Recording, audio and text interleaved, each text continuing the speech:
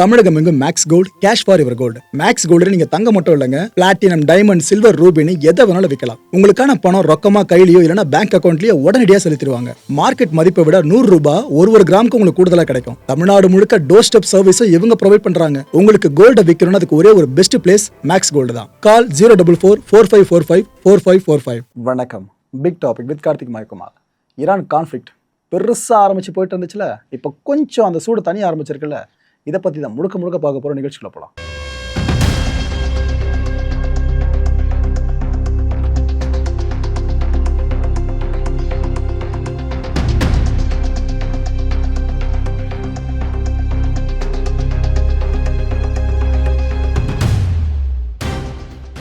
Phars news agency இவங்க என்ன செய்தியை ரிப்போர்ட் பண்ணியிருக்காங்கன்னா, இந்த தடை செய்யப்பட்ட ஈரானியன் சூப்பர் டேங்கர்ஸ் இருக்குல்ல, இதில் ஒரு முக்கியமான சூப்பர் டேங்கர் இது ஹார்முஸ் பகுதியை ஓப்பனாக கடந்து போயிருக்கு, அங்கே செயல் பண்ணிட்டு போயிருக்கு. யாராலையும் எதுவும் பண்ண முடியலன்னு சொல்கிறாங்க. இந்த செய்தியின் அடிப்படையில் பார்த்தீங்கன்னா எதுக்கு பிறகு இந்தளவுக்கு அழுத்தி சொல்கிறாங்க அப்படின்னு கேட்டிங்கன்னா, அதான் ஃபுல்லாக பிளாக் பண்ணி வச்சுருக்கோம், பிளாக் ஏடாதுன்னு அமெரிக்கா சொல்லிக்கிட்டு இருக்குல்ல, அமெரிக்கா ராணுவமும் அஃபிஷியலாக கிளைம் பண்ணிச்சுல, நாங்கள் ஃபுல்லாக பிளாக் பண்ணிட்டோம், இமிடியட் எஃபெக்ட் அப்படின்ட்டு. அப்படி இருக்கும்போது எப்படி இது நடந்திருக்கும்? எந்த ஒரு இன்டர்ஃபியரன்ஸும் இல்லாமல் இந்த சூப்பர் டேங்கர் அங்கே ஓப்பனாக சேல் பண்ணிட்டு போயிருக்கு அப்படின்னா, உண்மையிலேயே அமெரிக்கா சொன்ன மாதிரி பிளாக்கேடை 100% ஃபுல்ஃபில் பண்ணிட்டாங்களா, இல்லைன்னா எங்கேயாச்சும் லூப் போட விட்டுருக்காங்களா? இந்த ஒரு பெரிய கேள்வியை இந்த செய்தி நமக்கு எழுப்புற மாதிரி இருக்குது. ஜாக் விக்ரம் எல்பிஜி ஷிப்பு, ஆக்சுவலாக இது இந்தியர்களுக்கு நல்ல செய்தி, அதையும் இங்கே சொல்லிடுறேன். 20,400 மெட்ரிக் டன் வரைக்கும் எல்பிஜியை இந்த பெரிய கப்பல் சுமந்துட்டு இருந்துச்சு. இந்த கப்பல் இந்த ஹார்முஸ் கார்கில் சிக்கிக்குச்சு. அப்போ அந்த கான்ஃப்ளிக்ட் ஆரம்பிச்சல அந்த டைமில். அப்போ நம்ம இந்திய அரசு ஈரான் கிட்ட பேசி, ஈரானை நம்மளோட நட்புறவாக இருக்காங்களே, அவங்க இசைவு தெரிவிக்கவே கடந்த 11ஆம் தேதி வாக்கில் இந்த கப்பல் ஹார்மோஸை ரொம்ப சேஃபாக கடந்துருச்சுங்க. அந்த செய்தி வெளியே வந்ததும் நமக்கு பாதி சந்தோஷம், அப்பா ஹார்மோஸை கடந்துருச்சு பிரச்சனை இல்லாமல், ஓரளவுக்கு நம்ம நாட்டில் இருக்க ஷார்ட்டேஜ் கொஞ்சமாச்சு தீர்த்து வைக்கப்படும் அப்படின்னு நம்ப ஆரம்பித்தோம். ஆனால் இது மொத்தமாக இந்தியாவுக்கு வரணும்ல, ரீச் ஆகணும்ல, அதுவும் வந்துருச்சு. இப்போ அந்த நல்ல செய்தி தான் நடந்திருக்கு. குஜராத்தில் இருக்க துறைமுகத்தை இந்த கப்பல் அடைஞ்சிருச்சுங்க. ஆக்சுவலாக இந்திய கப்பல்கள் எல்லாமே இந்தியாவை ரீச் பண்ணிடுச்சு, ஹார்மோஸை கடந்துருச்சுன்னு பல பேர் நம்பிட்டு இருக்கீங்க. அது உண்மை கிடையாது. இன்னொரு 15 இந்தியன் ஷிப்ஸ் வரைக்கும் ஹார்முஸ் பகுதியில் தான் வெயிட் பண்ணிக்கிட்டு இருக்கு. சரி, அடுத்தடுத்த உத்தரவுகள் வரும், என்னன்னு பார்த்துட்டு நாம அந்த இசைவை தெரிவிச்சுட்டு நம்ம கடந்து போயிடுவோம்னு காத்துக்கிட்டு இருக்காங்க. கடவுளை வேண்டிக்குங்க, எந்த ஒரு கான்ஃப்ளிக்ட் அதுக்கப்புறம் பெருசாக எடுக்கக்கூடாது. அமெரிக்கா ஈரானுக்கு இடையில திரும்பதுனா பிரச்சனை கிச்சனை வெடிச்சு அந்த ஹார்முஸில் அது இம்பாக்டாக ஏற்பட்டுச்சு அப்படின்னா, திரும்ப நாம ஐயோ கப்பல் வருமா இல்லையான்னு கலக்கம் அடைய வேண்டியது தான். துருக்கி அதிபர் எர்டோகன் இப்போ என்ன சொல்லியிருக்காரு, அமெரிக்கா ஈரான் இடையில அந்த சீஸ்ஃபயர் இருக்குல்ல, முடிய போதில், இது இப்படியே முடிஞ்சுன்னா நல்லா இருக்காதுங்க. இந்த டீல் சார் தான் நம்ம அப்புறம் யோசிப்போம். இந்த சீஸ்ஃபயர்னு நம்ம அடுத்த சில நாட்களுக்கு எக்ஸ்டெண்ட் பண்ணுறதை பற்றி யோசிச்சே ஆகணும். இதுக்காக நாங்கள் ஃபுல்லாக கிரவுண்டில் இறங்கி ஒர்க் பண்ணிட்டு இருக்கிறதா அவர் சொல்லியிருக்காரு எர்டோகன். இஸ்ரேல் இந்த லெபனானை ஃபுல்லாக போட்டு அடித்து துவைக்குதில்ல, இதுதான் இது வரைக்கும் இந்த உலகத்துக்கு அமைதி திரும்பாமல் இருக்க காரணம்னு சொல்கிறாரு. எப்போவுமே டர்க்கியோட ஸ்டேட்மெண்ட்டில் இஸ்ரேலை பயங்கரமாக தாக்கி பேசுவாங்களே, அதான் இங்கே சொல்லியிருக்காப்புல. உலகம் முழுக்க இந்த அமைதி சார்ந்திருக்க நம்பிக்கையை சீர்குலைக்கிற மாதிரி தான் இஸ்ரேலோட லெபனான் தாக்குதல் இருக்கிறதா அவர் கண்டிச்சிருக்காரு. ஸோ இஸ்ரேல் எப்போ அடங்குதோ அப்போ தான் நாம் அமைதியை பற்றி யோசிக்க முடியும்னு கேப்பு கிடைக்கிற இடத்துலலாம் இஸ்ரேல் சார்ந்த விமர்சனம் முன் வைப்பறல, அதை இங்கே முன் வச்சிட்டாரு. இந்த அமெரிக்கா ஈரானும் முதற்கட்ட பேச்சுவார்த்தை நடத்தினா ஞாபகம் இருக்கா பாகிஸ்தானில்? இதுக்கப்புறம் செகண்ட் ரவுண்ட் ஆஃப் டாக்ஸாக இருந்தும் எல்லாருமே தகவல்களை வெளியிட ஆரம்பிச்சிட்டாங்க, ரெடி ஆகிட்டாங்க கிட்டத்தட்ட. இதை அஷ்யூர் பண்ணுறதுக்காக என்னவோ தெரியல, பாகிஸ்தான் பிரைம் மினிஸ்டர் ஷேபாஸ் ஷெரீஃப் அவர்கள் 3 நாடுகளுக்கு கிளம்பி போயிருக்காருங்க. Saudi Arabia, Qatar and Turkey. இந்த 3 நாடுகளுக்கும் 4 நாட்கள் அரசு முறை பயணமாக தான் கிளம்பி போயிருக்காப்புல. இது ஆக்சுவலாக எதுக்காக அப்படின்ற தகவலை இப்போ லைட்டாக கசிஞ்சிருக்கு. அதாவது பாகிஸ்தானோட மீடியேட் எஃபர்ட் இருக்குல்ல, இந்த எஃபர்ட்டுன்னு அடுத்த லெவல் கொண்டு போகணும். நாம் இந்த பிரச்சனையை முடிச்சு வச்சதாக தான் வரலாறு பேசணும்னு அவங்க ஆழமாக நம்பிட்டு இருக்காங்க. ஸோ இதுக்காக தான் கிரவுண்டில் இறங்கி இந்தளவுக்கு ஒர்க்கை பாகிஸ்தான் பிஎம் பார்த்துட்டு இருக்க மாதிரியும் இங்கே தெரியுது. இன்னொரு பக்கம் ஏபிசி நியூஸ் இருக்குல்ல, அவங்க என்ன நம்ம செய்தி இப்போ ரிப்போர்ட் பண்ணியிருக்காங்க, ட்ரம்ப் ஆக்சுவலாக இந்த சீஸ்ஃபயரை எக்ஸ்டெண்ட் பண்ணுற ஐடியாவில் இல்லையாங்க. அவங்க ரிப்போர்ட் பண்ணிருக்கபடி பார்த்தீங்கன்னா, நான் ப்ரோ அப்போ என்ன ஆகும் அப்படின்னு கேட்டிங்கன்னா, பதறாதீங்க, அடுத்ததையும் சொல்லிடுறேன்.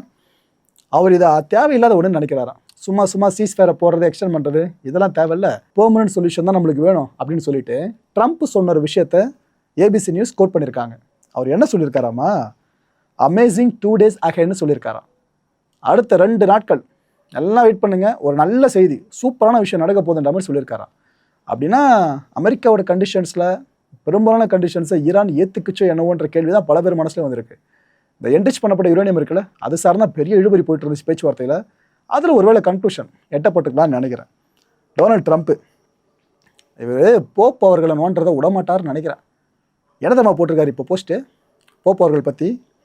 யாராவது போப் லியோ கிட்ட சொல்லி புரிய வைங்கப்பா ப்ளீஸ், அவர்கிட்ட சொல்லுங்கள். அதாவது இந்த கடந்த 2 மாதத்தில் மட்டுமே ஈரானில் இந்த போராட்டங்களை ஈடுபட்டாங்க அது இதுன்னு சொல்லிட்டு 42,000 அப்பாவி மக்களை குவிச்சிருக்காங்க அப்படின்ட்டு அவர் சொல்கிறாரு. இந்த விஷயத்த போப் கிட்ட கொண்டு போய் சொல்லுங்கள். சும்மா என்னையே சொல்லிட்டு இருக்காரு, எதுக்கு எடுத்தாலும் போகிற நான் தான் பண்ணுறது இதுன்னு அவர்கிட்ட சொல்லி புரிய வைங்க. ஈரான் எவ்வளோ கொடுமை பண்ணிட்டு இருக்குன்னு தெரியும் அப்போ தான். அது மட்டும் இல்லாமல் ஈரான் கிட்ட நியூக்ளியர் பாம்பு மட்டும் கிடச்சிருச்சுன்னா அதை ஏற்றுக்க முடியுமா உலகத்தால்? எப்படி நான் அதை விடுவேன்? கண்டிப்பாக விட மாட்டேன். நான் அமெரிக்க அதிபராக இருக்கும் வரை ஈரான் ஒருபோதும் நியூக்ளியர் பாம்பை கையில் ஏந்த விடவே மாட்டேன்னு அவர் சொல்லியிருக்காரு. இது எல்லாத்தையும் போப் கிட்ட கொண்டு போங்கப்பா, அவர் தப்பாக நினச்சிட்டு பேசலாம் நினைக்கிறேன்ட்டு ட்ரம்ப் அப்படி பேசிக்கிட்டு இருக்காப்புல. இதெல்லாம் சொல்லிட்டு கடைசியில் அவர் போஸ்ட்டில் முடிப்பாரு, ஞாபகம் இருக்கா? ஈரான் கூட ட்ரால் பண்ணாமல் பாருங்க அந்த லைன்ஸை. Thank you for your attention to this matter, America is back. அதே வாரத்தில் இங்கே போட்டிருக்காப்புல. ஆக்சுவலாக போப் அவர்கள் இதில் என்னத்த மாதிரி ரியாக்ட் பண்ணியிருக்காங்க? நான் பயப்பட மாட்டேங்க. உலக அமைதிக்கான தூதுவராக தான் போப் எப்பவுமே செயல்படுவாங்க. நானும் அப்படி தானே செயல்படுறேன். போர் வேண்டான்னு சொல்கிறதுக்காக நான் எதுக்கு பயப்படணும்? நான் பயப்பட மாட்டேன்.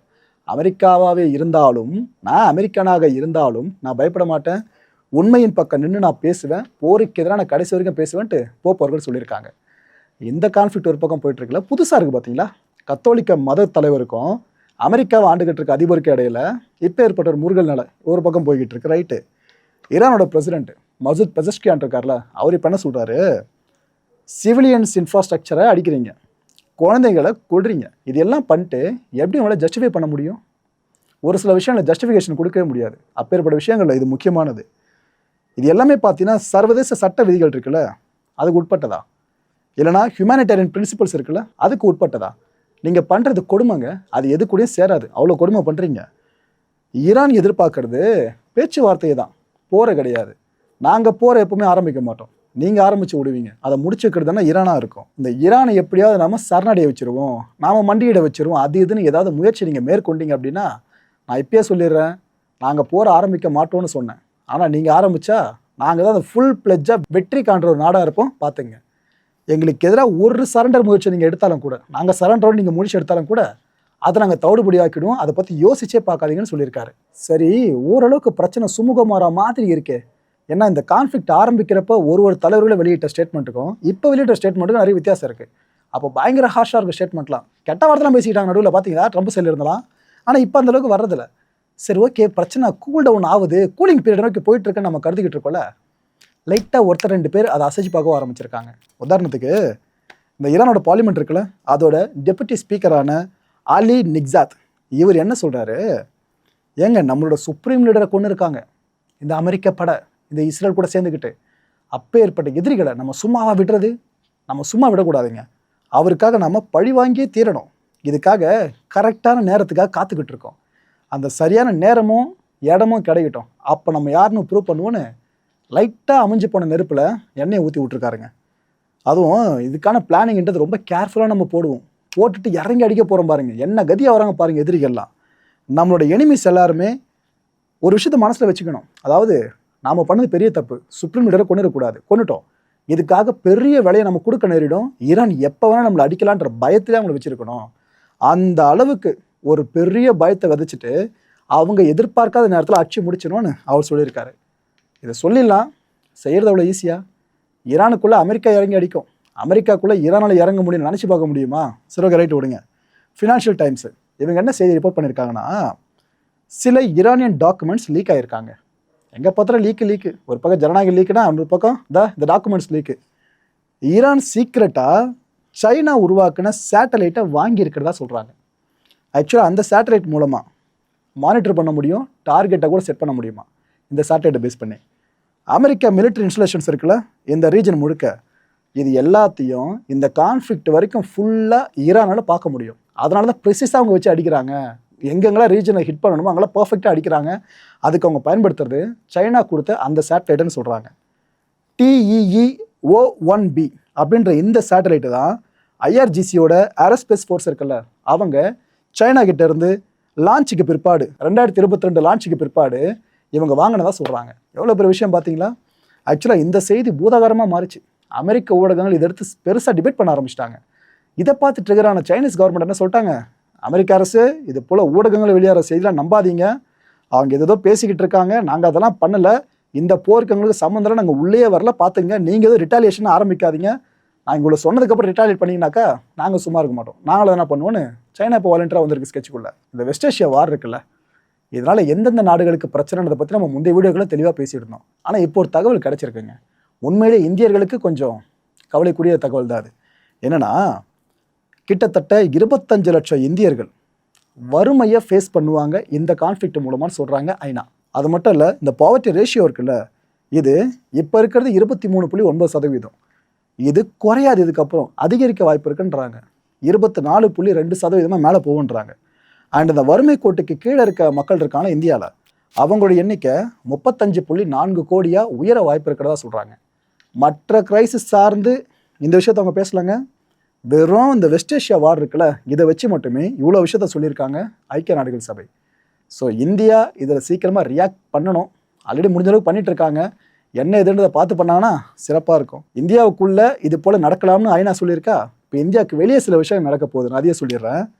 கடந்த பிப்ரவரி மாதம் அமெரிக்காவுக்கும் இந்தியாவுக்கும் இடையில வர்த்தக ஒப்பந்தம் ஒப்புக்கொள்ளப்பட்டுச்சா?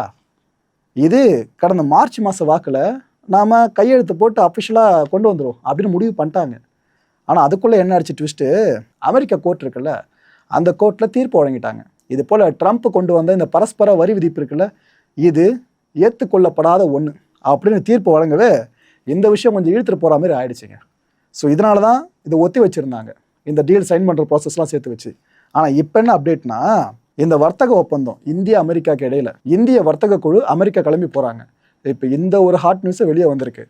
இந்த கான்ஃப்ளிக்ட்டுக்கு மத்தியில் நம்ம ட்ரேட் சார்ந்து ஃபைனலைஸ் பண்ணுறது ரொம்ப ரொம்ப கஷ்டம். பிகாஸ் என்னால நெகோஷியேட் பண்ணப்படலாம். அதை தாண்டி நம்ம ஃபுல்லாக இந்த டீலை ஃபுல்ஃபில் பண்ணி ஆகணும். கஷ்டமான டாஸ்க்காக தெரியுதுல. மக்களை இந்த கான்டென்ட்டை பொறுத்தவரைக்கும் மனசு ஒரே வினா இருக்குது. முடிஞ்ச அதுக்கான பதில்களை கீழே கமெண்ட் செக்ஷனில் கமெண்ட் லீவ் பண்ணுங்கள். ஈரானுக்கு இன்னும் பெருசாக ப்ரெஷரை பில்ட் பண்ணுறதுக்காக ஆயிரக்கணக்கான வீரர்களை அமெரிக்கா ஈரான் நோக்கி அனுப்பலாம்னு முடிவெடுத்தா. அது சரியான முடிவாக இருக்குமா, தவறான முடிவாக இருக்குமா? அடுத்த நிகழ்ச்சியை சந்திக்கலாம். நன்றி, வணக்கம். தமிழகம் எங்கும் Max Gold, cash for your gold. Max Gold நீங்க தங்க மட்டும் இல்லைங்க, பிளாட்டினம், டைமண்ட், சில்வர், ரூபினி எதை வேணாலும் விற்கலாம். உங்களுக்கான பணம் ரொக்கமா கையிலயோ இல்லைன்னா பேங்க் அக்கௌண்ட்லயோ உடனடியாக செலுத்திடுவாங்க. மார்க்கெட் மதிப்பை விட 100 ரூபாய் ஒரு கிராமுக்கு உங்களுக்கு கூடுதலாக கிடைக்கும். தமிழ்நாடு முழுக்க டோர் ஸ்டெப் சர்வீஸும் இவங்க ப்ரொவைட் பண்றாங்க. உங்களுக்கு கோல்டை விற்கணும்னு அதுக்கு ஒரே ஒரு பெஸ்ட் பிளேஸ் மேக்ஸ் கோல்டு தான். கால் 04445454545. என் அன்பார்ந்த மாயம் ஸ்டுடியோஸ் நேயர்களே, மாயம் பக்தின்னு ஆன்மீகத்துக்காக பிரத்யேகமா ஒரு சேனலை கொண்டு வந்திருக்கோம். மறக்காம சப்ஸ்கிரைப் பண்ணி அந்த சேனலுக்கு உங்களோட ஆதரவை மனப்பூர்வமாக தெரிவிங்க. வணக்கம் மாயம் ஸ்டுடியோஸ் நண்பர்களே. மாயம் ட்ரெண்ட்ஸ் அப்படின்ற ஒரு புதிய ஃபேஸ்புக் பேஜை ஓப்பன் பண்ணியிருக்கோம். நீங்கள் யூடியூப்பில் பார்த்துட்டு இருக்கீங்களா நம்மளோட கான்டென்ட்ஸ்லாம், இதெல்லாம் விட ஒரு படி மேலே ரொம்ப கிறிஸ்பாகவும் ரொம்ப சூப்பராகவும் நிறைய கான்டென்ட்ஸ் உங்களுக்கு இந்த பேஜில் காத்துட்ருக்குங்க. ஸோ உடனடியாக ஃபேஸ்புக் பிளாட்ஃபார்ம் போங்க, மாயம் ட்ரெண்ட்ஸ்னு டைப் பண்ணி சர்ச் பண்ணி நம்ம பேஜை ஃபாலோ பண்ணுங்கள். அப்படியே நம்ம சேனலையும் நீங்கள் சப்ஸ்கிரைப் பண்ணிட்டீங்க அப்படின்னா இன்னும் நிறைய புது புது கான்டென்ட்ஸை உங்களுக்காக ப்ரொடியூஸ் பண்ணி கொடுத்துக்கிட்டே இருப்பாங்க. நீங்கள் பண்ணுற ஒவ்வொரு சப்ஸ்கிரிப்ஷனும் எங்களுக்கு பெரிய மோட்டிவேஷனாக அமையும்.